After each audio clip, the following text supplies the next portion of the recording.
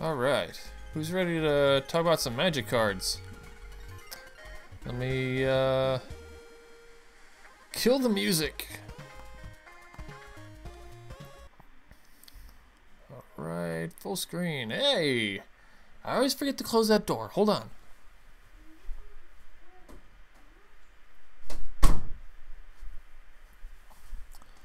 Alright. Let me get make sure everything is working, as I always like to do. So, welcome to the Press Continue podcast. My name is Adam, and today we are going to be talking about my Commander deck for I'm always backwards. For Nekusar, the Mind Razor. So what he does, he's a 2/4 legendary creature as my commander, and what he does is at the beginning of each player's draw step, that player draws an additional card. Whenever an opponent draws a card, Nekusar the Mind Razor deals 1 damage to that player. So the whole deck is built around making people draw a lot of cards while controlling the board, and every card they draw, they take damage. So let's get the camera going. Boom, Nekusar. Here we go. Yes? Yes. There we go.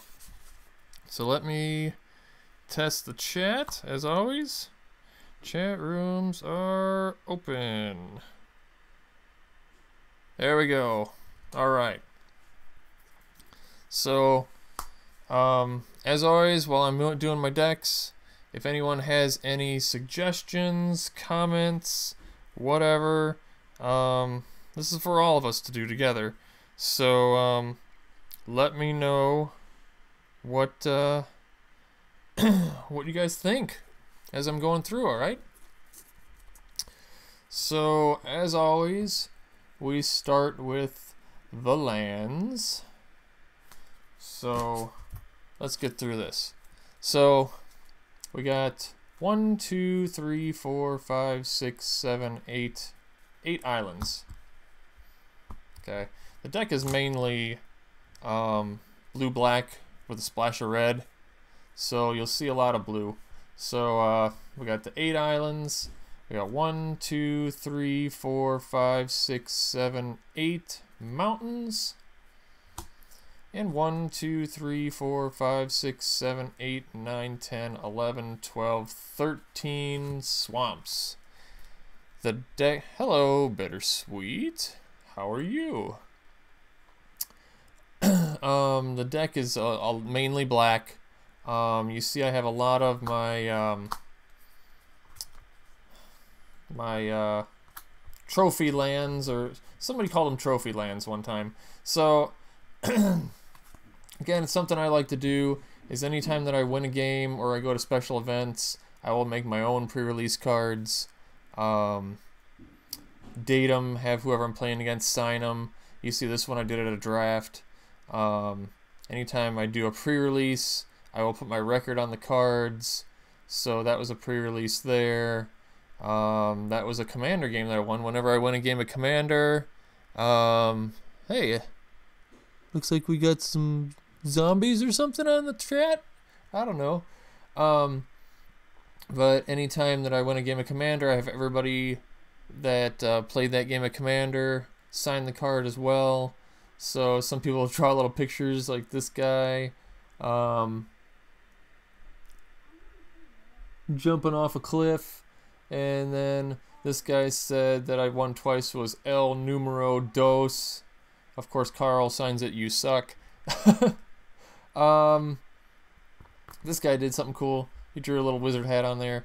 So, like, everybody has fun with this. So, it's a little tradition that I have, and I have a lot of fun with it. So, it's a good time. I'll be doing that also at the M19 pre-release this coming weekend. And then, of course, next week, that is going to be what I'm going to show off is what my pre-release deck was. And some of my picks for those cards. So, let's go through some more of the land here, shall we? So we got Reliquary Tower because I'm drawing a ton of cards. You have no max hand size, and tap to add 1 colorless to your mana pool. Command Tower, again with my fun custom art on that from good old Dragon's Lair. Tap to add 1 mana of any color of your commander's color identity. Fetid Pools. It's an island and a swamp. It enters the battlefield tapped, and you can pay 2 and cycle it. Canyon Slough. It is a swamp and a mountain. It enters the battlefield tapped, and it has cycling 2. Bloodfell Caves. Enters the battlefield tapped. When it enters the battlefield, I gain a life, and I get black or red. Here's the same thing, Swiftwater Cliffs, but it gives me blue or red. Tainted Isle. Again, everybody, if you've been tuning into my other streams, you know how much I like the Tainted Lands. Comes into play, tap to add 1 colorless, but if you have a swamp, it'll give you blue or black. Such good cards. I gotta get more of those. Dismal Backwater. Enters battlefield tapped. You gain a life, and it gives you blue or black when you tap it. And then an Is It Guildgate. Enters the battlefield tapped, add blue or red. So, of course, I know there are extra or better dual lands out there, but these are the ones that I have multiples of, and I don't feel like switching cards all over between decks. So that is my mana base. And if you notice, I always like to do a lot of just basic lands because, well, there's no drawback to them. And the way I do it, I don't get mana hosed, like color hosed. So I've never really had a problem with any of my decks having color problems. So I've always done it that way. I've always been good at that for some reason. So there we go. Right? Right. Alright, so we'll give that a quick shuffle. Check out my sleeves. Got the what is this, 10th anniversary edition, I think it was, 10th anniversary sleeves, with the Black Lotus picture on it. Somebody gave me these, and then I realized that they are apparently a collector's item, and he gave me a box of it sealed, so I should have kept it, because I found someone that really wanted it, and I could have traded those for sleeves. I could have traded sleeves for a bunch of cards. So, whoops. But, whatever. They're cool sleeves. They're great quality. I don't know who makes them. But, again, this is one of my... Nekusar is known at the shop as one of my most powerful decks. So, why not put Black Lotus on the back of that, right? So, there we go. Land Ho. I'm always looking down, double checking my stream, making sure everything is working. Okay, so right, okay, so let's check out some artifacts, and some spells and some enchantments and everything that's not a creature. So like I said, for Nekusar really to work, you do need to have everybody drawing cards, right? So we're drawing through cards, we're getting things done. Well, I'm spending all my mana to draw extra cards, so why not have some 0 casting cost mana rocks? So we got a Chrome Mox with Imprint. When it enters the battlefield, you may exile a non-artifact, non-land card from your hand. You tap and add 1 mana of the exiled card's colors to your mana pool. So I have a ton of cards in my hand. That's not a problem. Mox Diamond. Still have these from the original when I bought the boxes of Stronghold. I have like 6 of these. So when Mox Diamond enters play, choose and discard a land card or sacrifice Mox Diamond. Add 1 mana of any color to your mana pool. Play this ability as a mana source. So, like the Mox Diamonds. Again, I've got a bunch of cards in my hand. it's not a problem to discard land. Soul Ring. Everybody knows Soul Ring. Tap to add 2 colorless.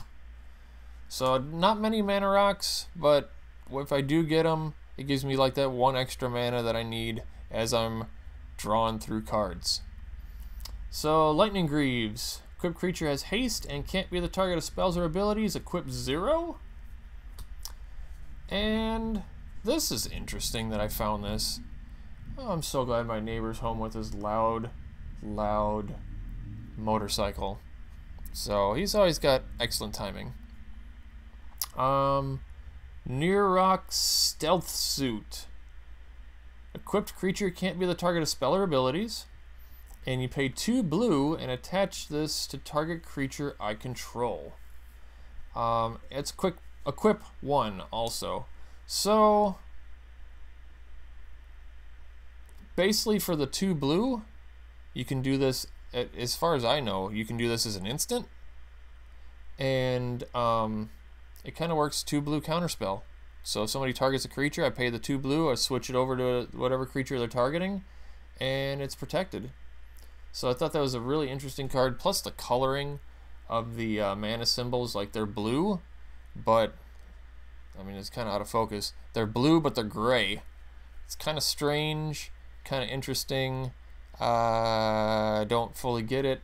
I guess it was something they did in whatever printing that was. But it's an interesting option to Lightning Greaves, and both of those are mainly to protect Nekusar, because when Nekusar's out there, especially when you're having people draw a billion cards, they want him dead. Let's see.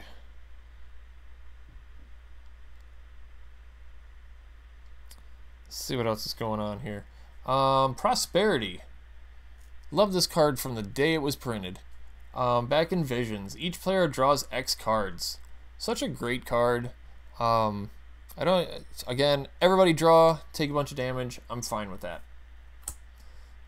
Sky Scribing. Paid 2 blue and X. Each player draws X cards. You can also forecast for 2 and a blue. Reveal Sky Scribing from your hand. Each player draws a card. I don't think I've ever forecasted this, because forecast you can only do during your upkeep and only once each turn. Never forecasted, just used it for the X. Draw cards. Fascination. Choose 1. Each player draws X cards, or each player puts the top X cards of their library into their graveyard. Again, mainly used it for drawing. Everybody draw cards, everybody take damage. That's what the deck does. Standstill. I love this card, but people hate it. It's so funny when you get this on the board, especially when you get it out early. It's an enchantment. When a player plays a spell, sacrifice Standstill. If you do, each of that player's opponents draw 3 cards. And then the little caption is, take your time. This turns into, every time I played this, I've played it on like turn 2. And it's hilarious to watch people draw, play a land, go. Draw, play a land, go. Because they don't want their opponents to draw those extra cards to get that card advantage. And it literally does do what it says. It makes the game sit at a standstill, which I'm okay, because I need time to build up my mana base to get Nekusar out there and a bunch of other stuff to support him. So put it in standstill. I'm good with that. Vision Skeins? I don't know. Each player draws 2 cards for 2 mana. Good value. Howling Mine. During each player's draw phase, that player draws an additional card. Everybody knows good old Howling Mine. Winds of Change. Back from Legends. For 1 red, all players shuffle their hands in their libraries, then draw the same number of cards they originally held. Well, again, everybody's drawn a gazillion card. Okay, so there's a lot of reasons for this. You ready? So I can, like, prosperity for, like, I don't know, 10. Everybody draw 10 cards, right? And then hopefully in that draw, I get a Chrome Mox or a Mox Diamond, right? Throw that one extra land out there, wins a change. Now everyone already had 7 cards in hand, so now they're going to go and they drew 10, so they have 17 cards. Now everybody's going to wins a change, shuffle all their stuff back in, draw 17 more cards. I literally, with Nekusar on the board, did 27 damage to everyone that turn. Pretty awesome. I have had that happen before. Winds of Change with one of these 0 Moxes has won me the game before. So it is good. Good old Wheel of Fortune. All players must discard their hands and draw 7 new cards. Whispering Madness. Each player discards his or her hand, then draws cards equal to the greatest number of cards a player discarded this way, and then use Cipher. Cipher says, then you may exile this spell card encoded on a creature I control. Whenever that creature deals combat damage to a player, its controller may cast a copy of the encoded card without paying its mana cost. So the spell happens, then it becomes basically like a creature ability, where if that creature hits a player, again, everyone discards their hand and draws that many cards again. So I've never had the Cipher part of it work before, but Whispering Madness works well on its own. Time Spiral. Good old Time Spiral. I got 4 of these bad boys. Again, from original boxes. Remove Time Spiral from the game. Each player shuffles his or her graveyard and hand into their library, then draws 7 cards, and then I untap 6 land. So again, just gets people drawing. I get a new hand, make them discard and draw. I get a new hand, discard and draw. It just keeps rolling. Teferi's Puzzle Box, of course, again, works really good with Nekusar. During each player's draw phase, that player counts the number of cards in his or her hand, puts those cards on the bottom of their library, and then draws that number of cards. So every turn, everybody's got a fresh hand. Well, on that player's turn, they get a fresh hand, but they also take a bunch of damage. Memory Jar, again, another fun one. Tap sacrifice memory jar. Each player sets aside their hand face down. And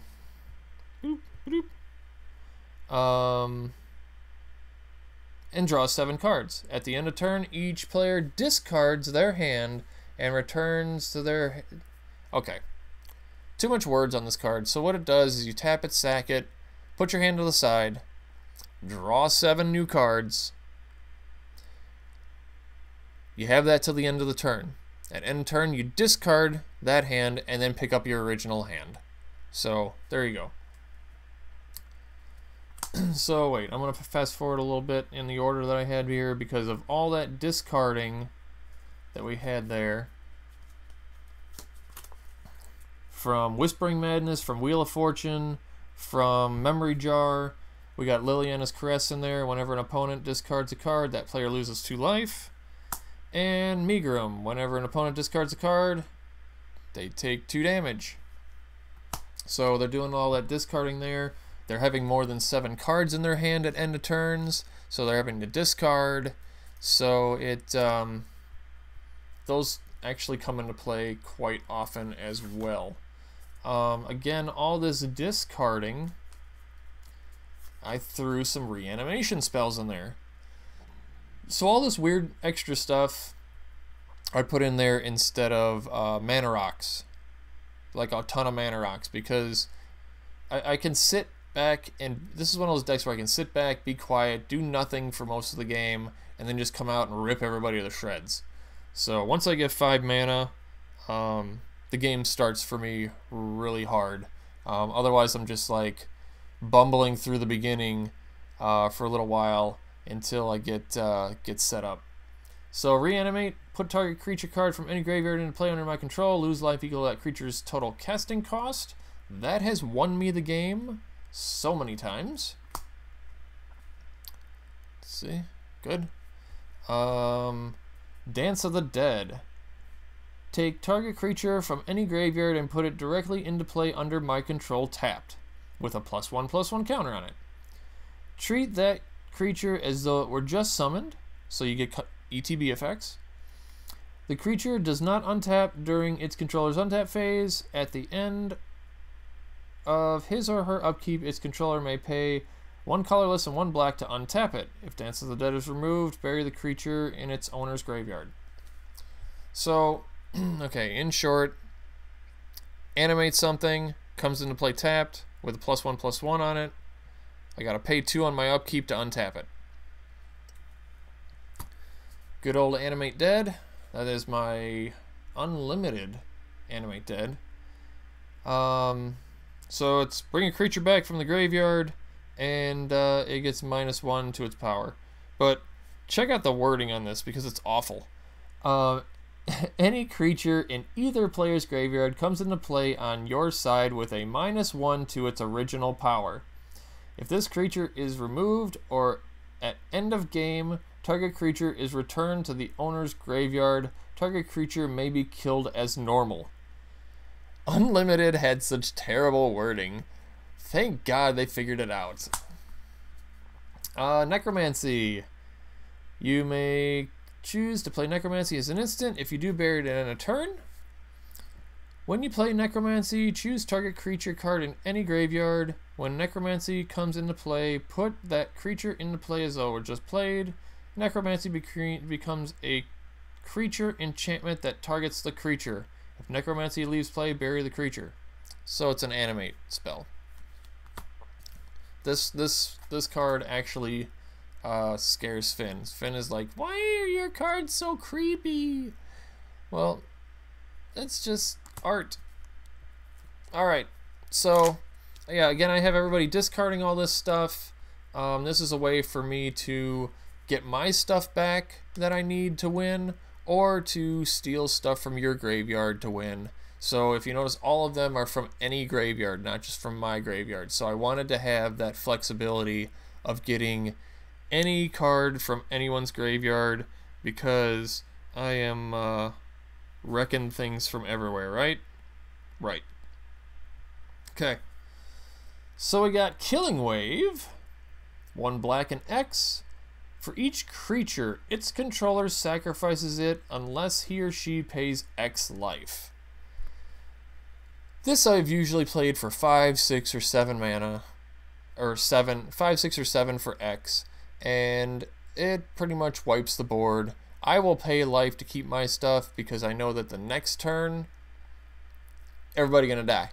So that has been good for me. So these are my board wipes that we're getting into now. Black Sun Zenith, put X -1/-1 counters on each creature, shuffle Black Sun Zenith into its owner's library.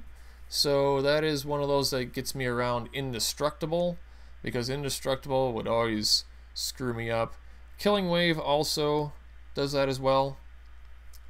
Doesn't kill the creatures, but still makes them lose life. Loss of life is a big thing with all this thing set up here. Deadly Tempest. Destroy all creatures. Each player loses life equal to the number of creatures he or she controlled that were destroyed this way.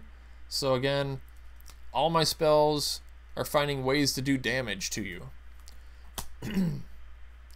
In Garruk's Wake, destroy all creatures you don't control and all planeswalkers you don't control. Planeswalkers, I gotta have a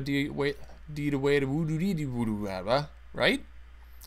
Gotta have a way to deal with planeswalkers. So that is my way to deal with planeswalkers, because I do not have any in this deck. I don't have much planeswalkers in general, so you'll notice that a lot of my decks don't use a lot of planeswalkers. Blasphemous Act. Blasphemous Act costs 1 less for each creature on the battlefield. Blasphemous Act deals 13 damage to each creature.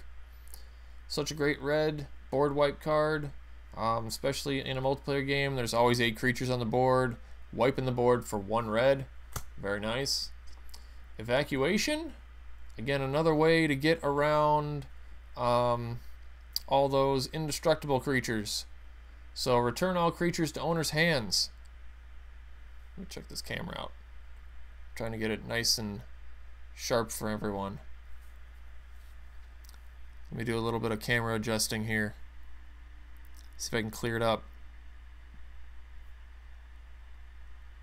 A little better. Return all creatures to owner's hand.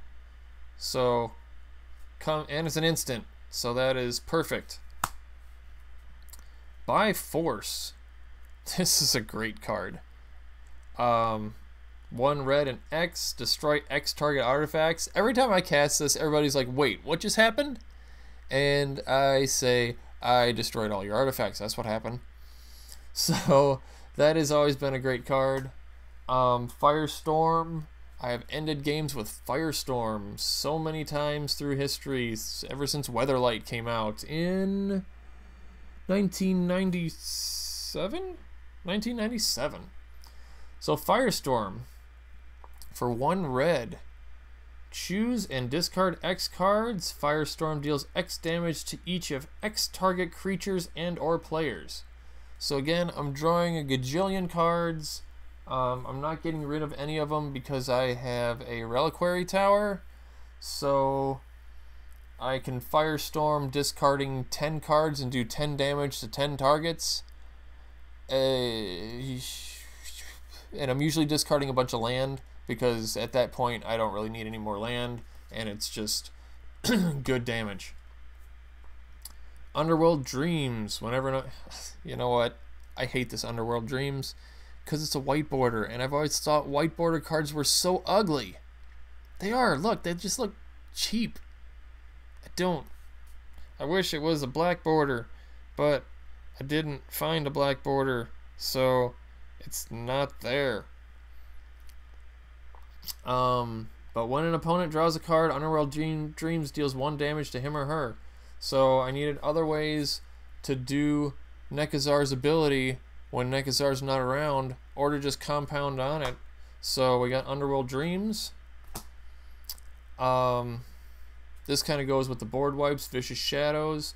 Whenever a creature is put in the graveyard from play, you may have Vicious Shadows deal damage to target player equal to the number of cards in that player's hand.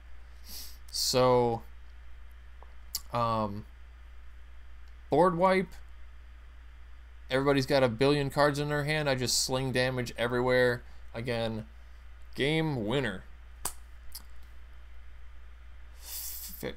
Pharisis? How do you say this? Firesis. I don't know. Anyway, what it does is it gives your enchanted creature infect. So I'll infect Nekusar, and instead of doing damage to people, I'll just kill them with poison counters and make everybody draw 10 cards, and I win. Iron Maiden.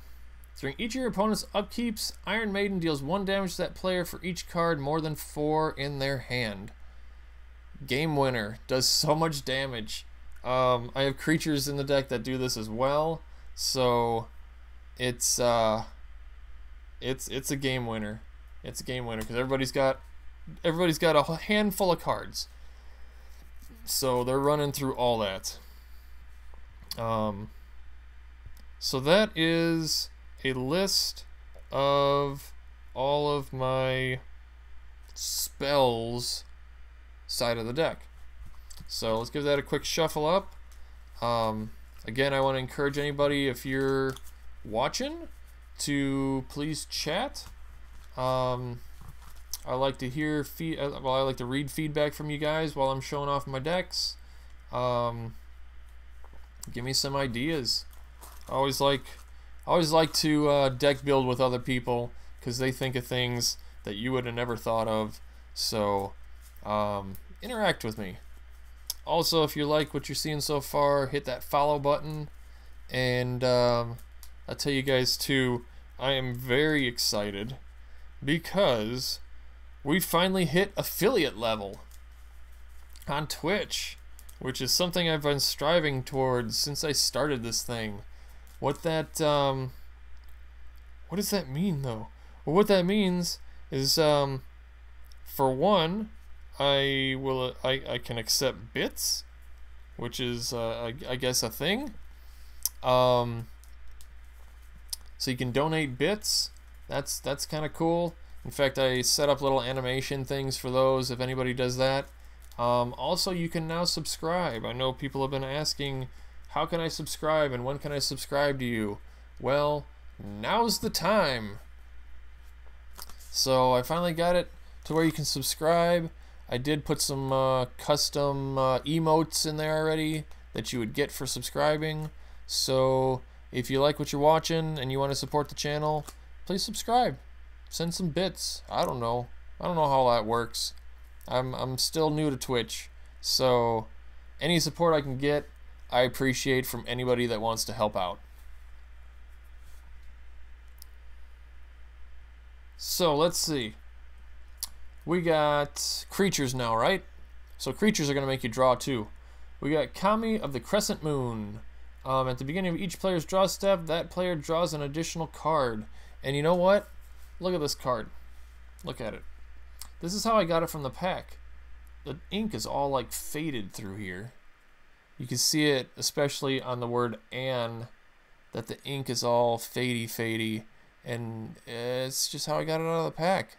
That's the first time I ever saw a card that was printed badly. Baleful Strix, Flying Death Touch 1/1.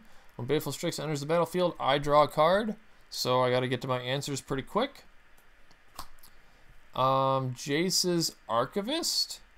Pay 1 blue, tap. Each player discards their hand and draws cards equal to the greatest number of cards player discarded this way. So it's a oh, I can't think of this stupid card. There's a spell that does that too.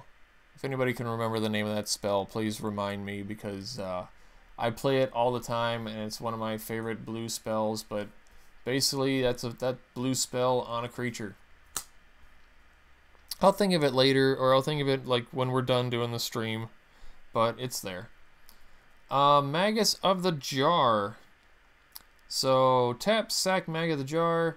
Each player removes their hand from the game face down and draws 7 cards. At end of turn, each player discards their hand and returns to his or her hand each card he or she removed from the game this way. So again, it does the same thing as Memory Jar that we talked about earlier. Runehorn Hellkite. A flying 5/5, but for 5 mana and a red, you can exile this guy from the graveyard to make everybody Wheel of Fortune.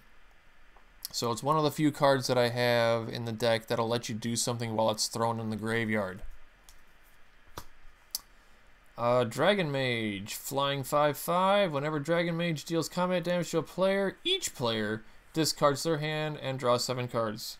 So again, making all these people discard things goes along with the Liliana's, the Megrim, and the Megrim and the Liliana's Caress, that makes you take 2 damage for each card you discard. Opponents, not me, just opponents. Here's a card for me, Whirlpool Rider. When it comes into play, I shuffle the cards from my hand into my library and draw that many cards. Lets me get to the cards I need to a little faster. Whirlpool Warrior. When Whirlpool Warrior comes into play, shuffle the cards from my hand into my library and draw that many cards. Pay 1 red. Sacrifice Whirlpool Warrior. Each player shuffles the cards from his or her hand into their library, then draws that many cards. So it does it for me, and then it does it to everybody. So again, letting me get through my deck, because I usually have a handful of lands, and it's ways to get me to cards that I actually need. Deathbringer Regent. This is a board wipe in a creature. Flying 5/6.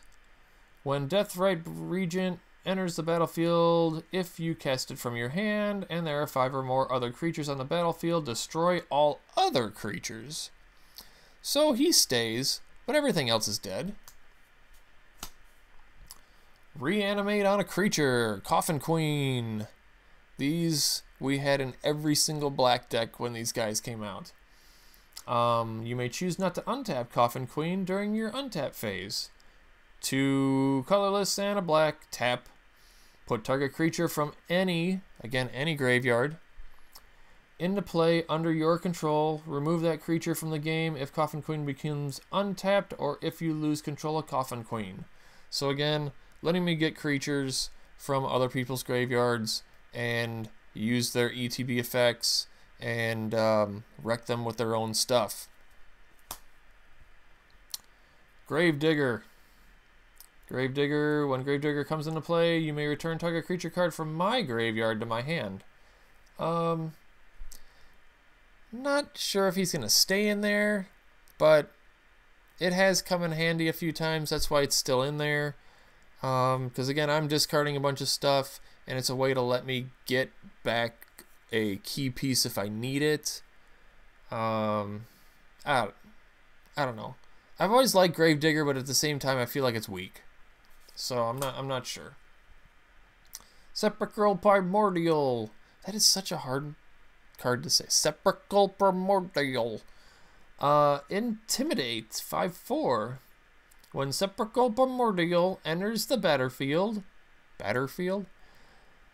for each opponent, I can put one of their target creature cards from the player's graveyard in the battlefield under my control. So again, it's another animator spell for me. Since everybody's throwing their cards away, why can't I have them? Cataract Parasite. Whenever an opponent draws a card, if I control a red permanent, you may have Cataract Parasite deal 1 damage to that player. So, Nekusar is a red permanent, so they work hand in hand. Hey, best friend. Hey, little buddy. We're gonna play games with everybody. Alright. You know, if you're not getting goofy with Magic, you're not having fun. So you gotta be dumb and make things. I mean, I make sound effects for things in life, so why not make up voices for whatever the heck you're doing, right? All right. Fate Unraveler. When an opponent draws a card, Fate Unraveler deals 1 damage to that player. Again, Nekusar effects when Nekusar's not around. Psychosis Crawler. Psychosis Crawler's power and toughness are equal to the number of cards in your hand. Well, I've got a lot of cards in my hand because I'm always drawing. Whenever I draw a card, each opponent loses a life. Again, I'm always drawing. Everybody's losing lives. He's getting bigger. He attacks. Damage. Here we go. I told you it was coming. The Viceling. My foil Viceling. That actually took a long time for me to get one of those.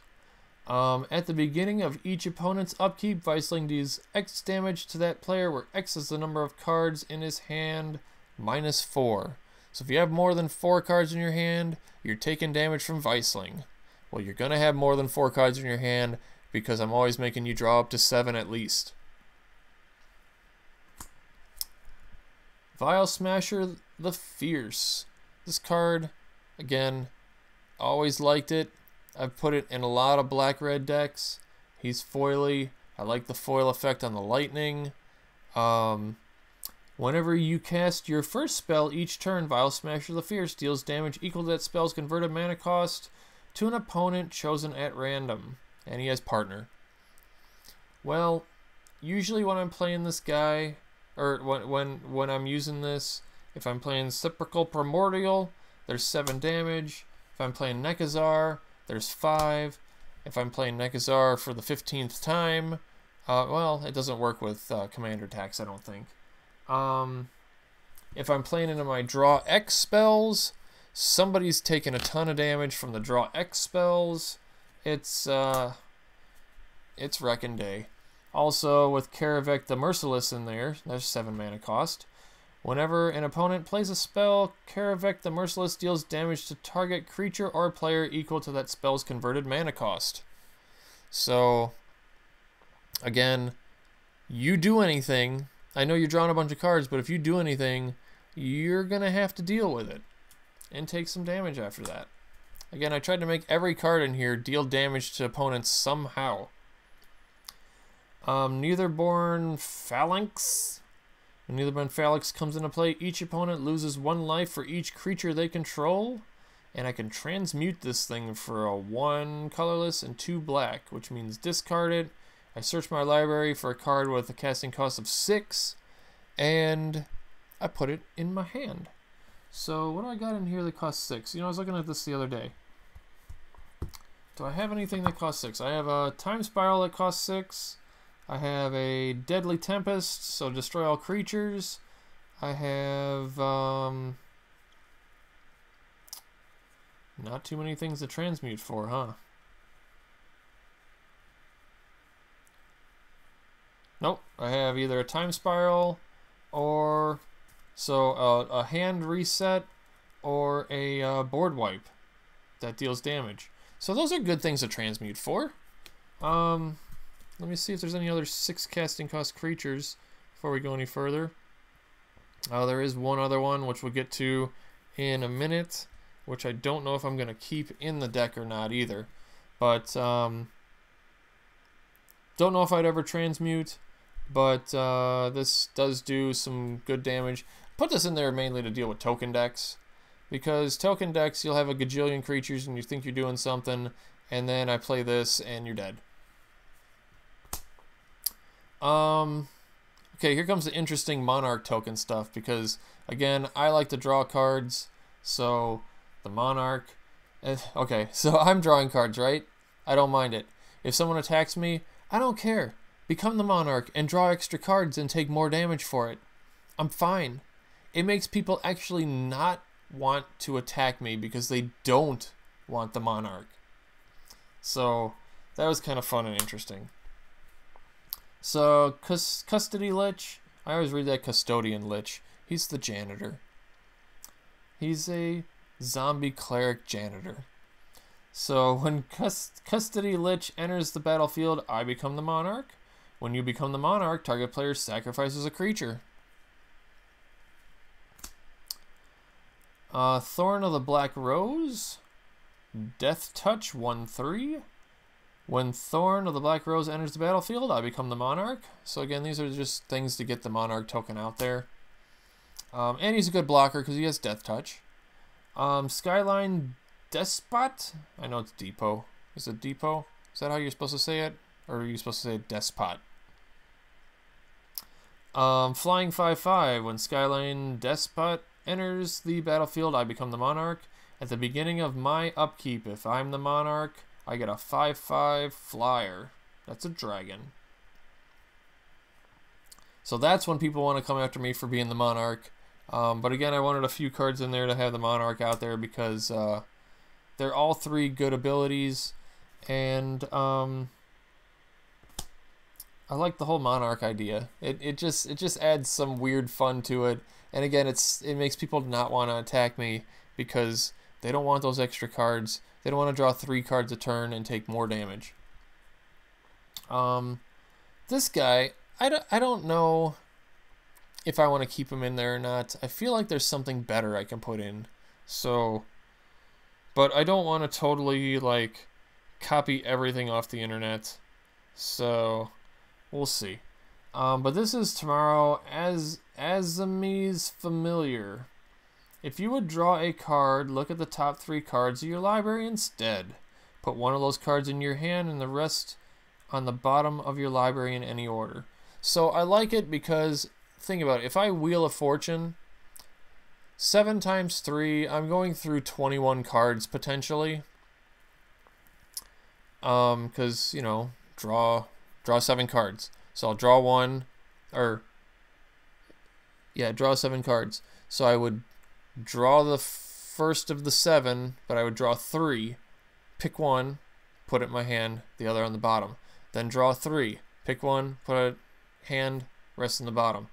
Draw 3. I mean, it really slows things down, but I can really fish for what I need in my hand to control the game from then on. So, I mean, it's a great card, but I hate things that slow down the game too much because I know that I get impatient when I'm waiting for somebody to take a half-hour turn. But, oh, I just realized this guy looks like the old, from World of Warcraft, the old merfolk. That's the noise I used to make. I can't even do it now. But yeah, he looks like the old merfolk from World of Warcraft. But he's a spirit. He's not even a merfolk. So anyway, that's an interesting card. Nightscape Familiar. Blue spells and red spells I cost 1 less to play. And regenerate Nightscape for 1 colorless and 1 black. Blue spells and red spells. So the thing is, with this guy out, he actually costs 2 less, I believe, because he's a blue spell and a red spell. So a blue spell costs 1 less and a red spell costs 1 less. Is that correct, or am I wrong on that? I would have to look up the Oracle text on that. Let me look it up real quick, just so I give everyone the right information. Let's see.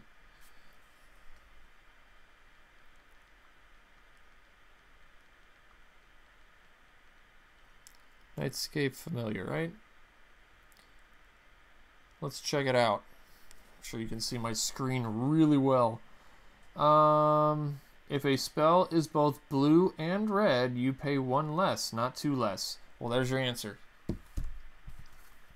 Either way, he's good to have out there to make everything in the decks cheaper. And a regenerator. And then Chasm Skulker. Of course, you're drawing a bunch of cards. This guy gets out of control real quick. And whenever I board wipe, I still have a full board. So whenever I draw a card, I put a +1/+1 counter on Chasm Skulker. When Chasm Skulker dies, put X/1/1 blue squid token creatures with Island Walk onto the battlefield, where X is the number of 1/1 counters on Chasm Skulker. Yeah. So this guy usually dies. I think last time I had him out and he died, he turned into like a 23/23. Or I got 23. Yeah, he was a 23/23, and then he died, and I got like 22/1/1 Island Walkers and finished the game that way. So many interesting ways to finish out the game with this deck. How about we run some sample hands? Because we've gone through all the cards.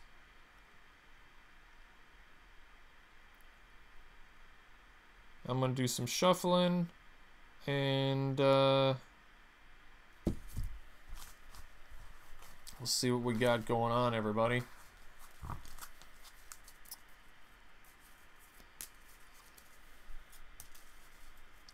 So again, if you're watching and you haven't done it, please hit the follow button. If you really like me, hit the subscribe button, because that is new since I just hit affiliate level. And well, heck, while I'm shuffling, got a little bit of time. Anybody doing anything for the 4th of July tomorrow or tonight? Are there any fireworks going on out there? Because we went to fireworks on Saturday. You know, it was only 100 degrees outside. They had a live band out there who was pretty ridiculous. Well, we did some fireworks. We did some, I think tomorrow I don't know what we're doing. We're keeping it kind of low-key. So, anybody doing anything interesting out there? I'd love to hear it, see what everybody's doing. Hell, what are you doing tonight?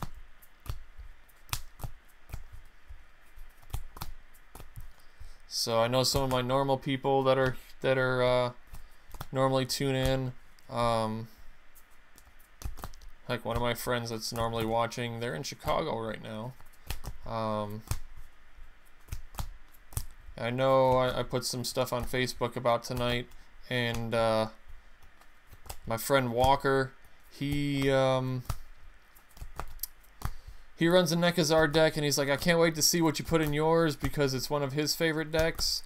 So Walker, I mean, you might be watching this on Facebook or something, but yeah, man, I always only see you in passing, but I want to hear your thoughts next time I see you, because I'm sure you're gonna have some thoughts hopefully I inspire some new ideas for you. Because like I said, I like to always do things a little bit different than most people do when playing Magic. I like to throw dumb cards in there just for fun. So let me know what's up.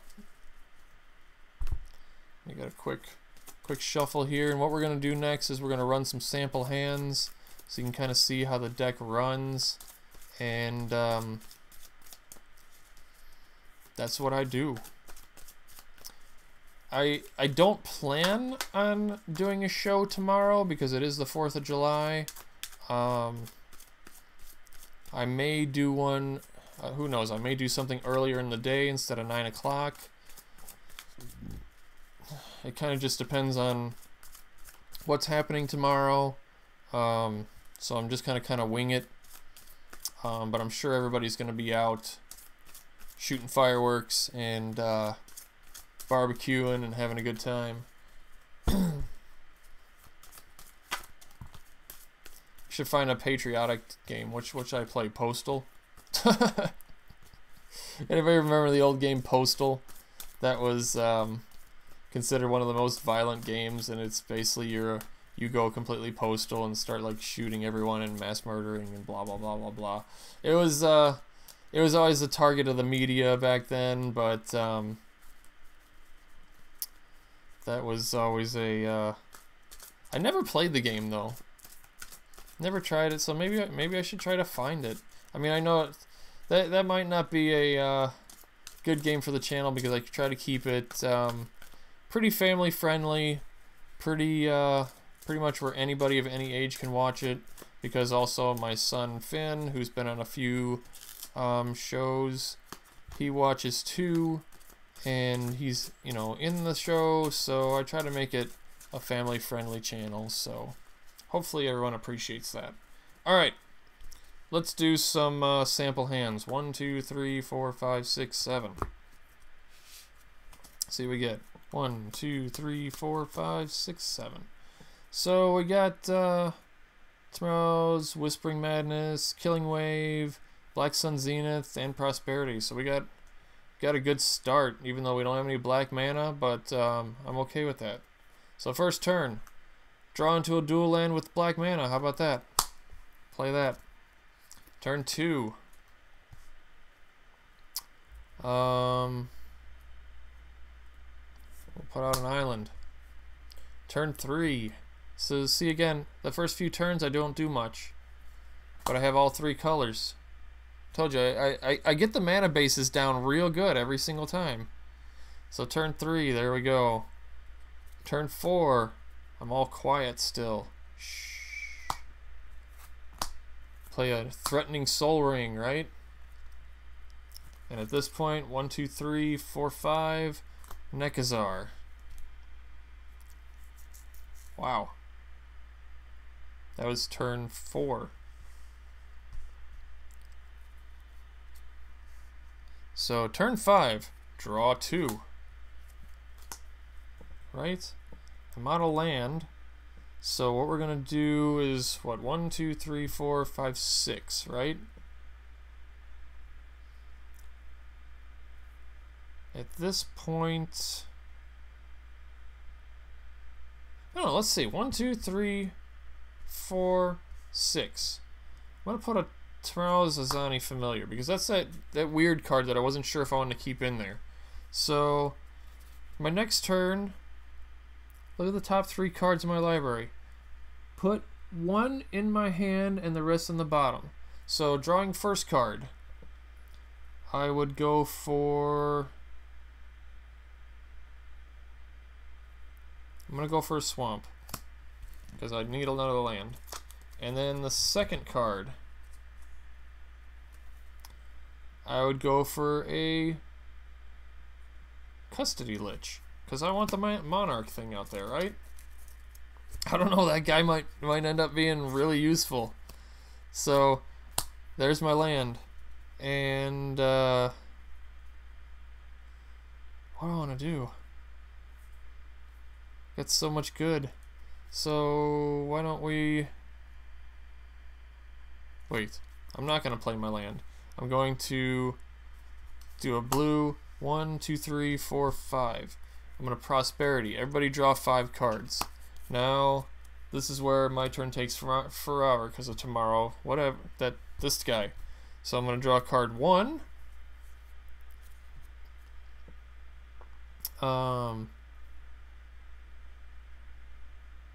We'll get in Garrick's Wake.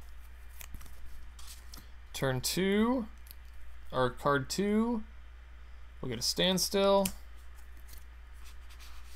Card 3,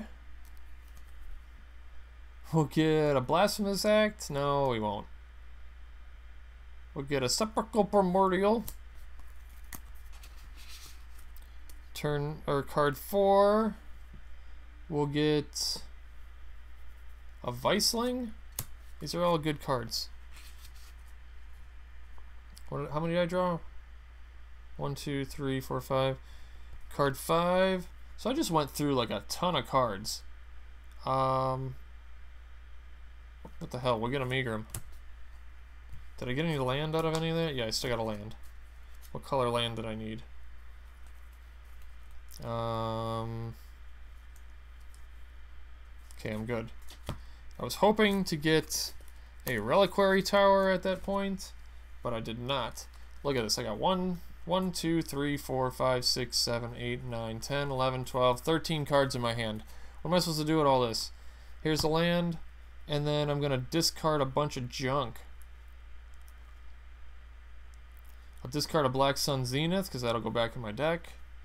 I'll discard Custody Lich. 1, 2, 3, 4, 5, 6, 7, 8, 9, 10. I'll discard Karavik the Merciless. I'll discard 1, 2, 3, 4, 5, 6, 7, 8, 9. Dang.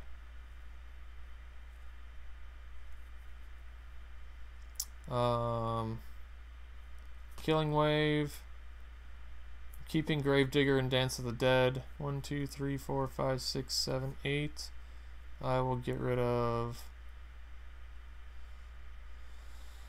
Oh, jeez.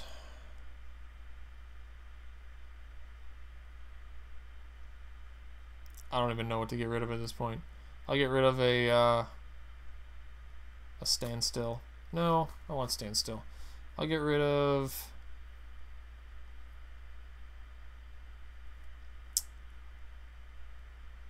Whispering Madness, because I'm not going to be wheeling to anytime soon. So I'm filling the graveyard with random stuff, right? See what I can do here. Okay, so then my next turn, right? I still don't really have much defense, but people are taking damage because of Nekusar. So we're going to draw 2 cards. Here's one. I will get Fate Unraveler for sure.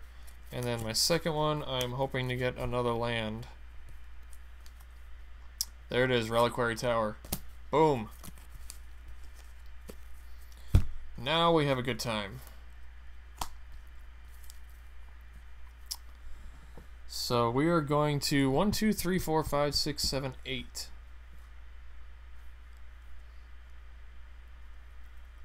4, 5, 6, 7, 8.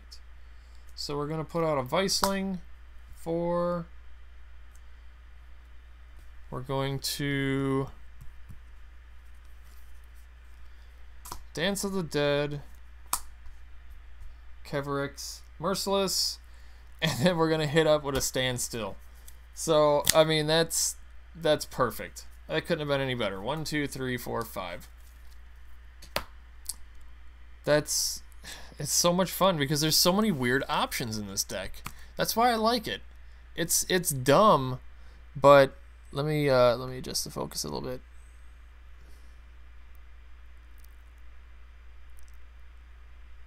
It's dumb, but I love it.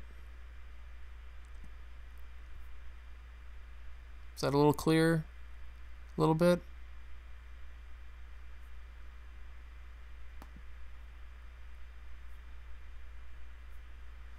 Man, this thing is hard to get it to focus on the board. I don't know. I don't understand why I've always had so much trouble.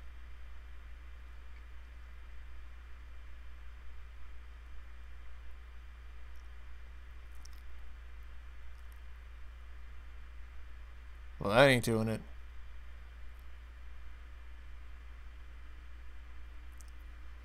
A little more. A little more. Well, that looks clear. Alright, good. So, somebody's going to play something. And if they don't do it, I'm going to play something. So, let's see. So let's assume that somebody else is playing something and I'm drawing 3 more cards. So tomorrow we'll get Winds of Change. 1. We'll get a Swamp. Yeah, dude, this guy's got to stay in there. That's really good. That is really, really good. And we'll get a... let's get another land. None of those were things I wanted to get rid of. Then on my turn, I'm going to draw 2 more cards. So I'm going to get... oh, wow. I'm going to get a Stealth Suit. And I'm going to get a Vicious Shadows. For sure, I'm going to get a Vicious Shadows. Alright. So there we go. Land for turn. Boop. 1, 2, 3, 4, 5, 6, 7, 8, 9. So if I can destroy everything I don't control.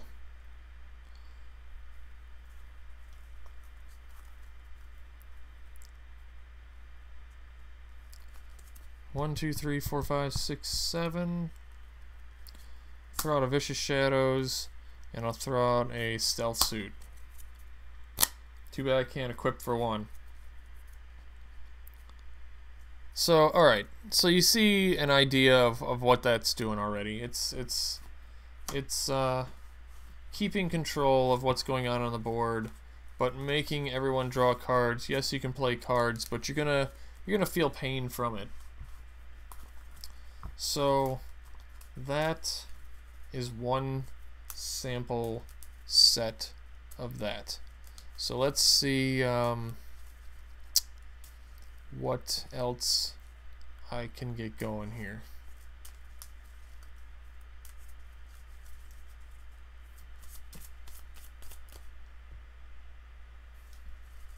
Let's try shuffling it up another time. It's kind of interesting though that with that Tomorrow guy, that you see what cards in the deck you really find useful and which ones are completely pointless in the deck, because I passed by a lot of stuff that was really no reason to have it, but maybe it's one of those where it's situational. So I wonder. Next time I'm going to try to be smarter and get the music going again, because I know there's a lot of quietness, so I need to get that back up and running. So let's try another hand. 1, 2, 3, 4, 5, 6, 7. We're going to run one more sample game, and then want to get ready for some 4th of July stuff for tomorrow. So again, I got all 3 colors in my opening hand. Never have a problem with that. I'm so lucky. Some Iron Maiden action, Fate Unraveler, all good stuff. So we'll draw that first card. And I would lead with a Tainted Isle. Just colorless. I like doing dumb stuff like that because then people laugh at you. Here we go. So now I got 2. Not doing much else. 3. So I got all 3 colors out, and I will start with an Iron Maiden. So people are starting to take damage, like 1 or 2 early in the game, right? 4, 4. Play a Fate Unraveler. So, again, a damage here, damage there. Nobody's really thinking of nothing yet. Turn 5, we'll hit with a Nekusar. Okay, so now everybody's taking a little more, getting their hands filled up. Drawn 2 on my next turn. Look at that second island out there. And what, 1, 2, 3, 4, 5, 6.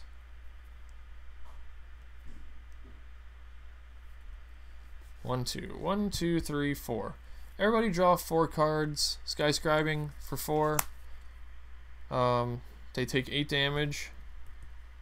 Because I got both guys out there. I didn't draw much of anything good. 1, 2, 3, 4, 5, 6, 7, 8, 9.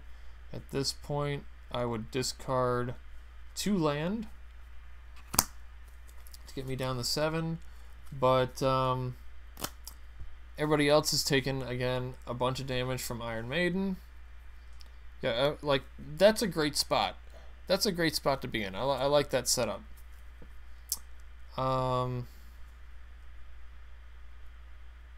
1, 2, 3, 4, 5, 6, 7, 8, and 9. There's really nothing that I like in my hand at this point. So I'm just going to play a Whirlpool Rider, dump everything. 1, 2, 3, 4, 5, 6, 7, 8. So shuffle those back in. Do a quick shuffle. So I had a bunch of really high casting cost stuff that I didn't really want to play. So 1, 2, 3, 4, 5, 6, 7, 8. I didn't even play a land yet, so I was hoping to get a Reliquary Tower, but it's alright. We'll play another Swamp. 1, 2, 3, 4, 5. I still have 5 mana sitting there.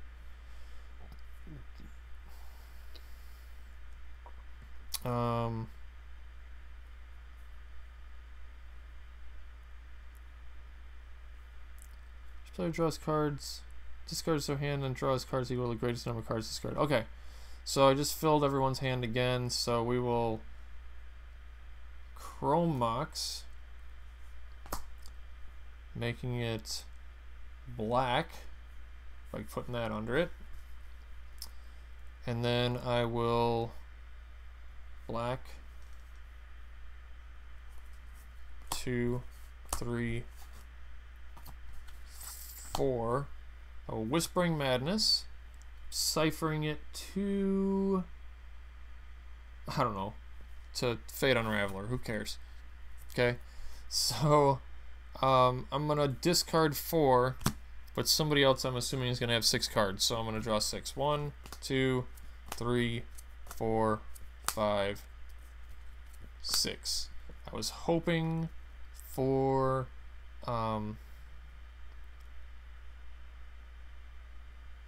that 1 red, but I didn't have it. So instead I'll just play Soul Ring and go to the next turn. See, I roll through so many cards. I'm good with doing anything here. Draw 2 more. And 1, 2, 3, 4, 5, 6, 7. So I'm going to 1, 2, 3, 4, 5, 6. Time Spiral. Exile that. Shuffle everything again. So everybody just took 14 damage again. All my mana is still up.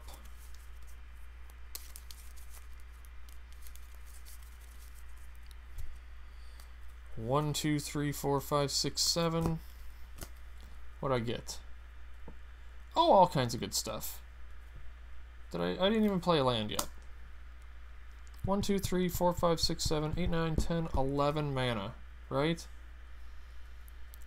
So, 4... Well, there's no graveyards anymore. 5, 6... Destroy 3 artifacts, and put a standstill out. So, again, I'm drawing until I get to answers that I need, or land that I need, and because I'm going through so many cards, I'm always bound to find some kind of answer that I need to something, and giving damage the entire time. I mean, that's how Nekusar works. So it's a great commander. I have a lot of fun with the deck. Other people don't because they're dealing with so much damage and crap, but always had fun with it. So that was our show for today. Again, thanks everyone for always tuning in. I appreciate everybody that's helped me get this far and get to that affiliate level again, so people can actually subscribe and give bits. So again, thank you to all my fans, and tell your friends about me. Again, not sure what I'm doing with the rest of the week. The scheduling may be a little bit goofy, but tune in next time when the gaming never ends, as long as you... Dramatic pause. Press continue. Oh, and in the next couple days, check out presscontinuepodcast.com, because we'll be putting up a podcast episode as well. Tune in, subscribe on iTunes, Facebook, Stitcher Radio, all that stuff. Just search for presscontinuepodcast.com or listen through the website. All right, laters.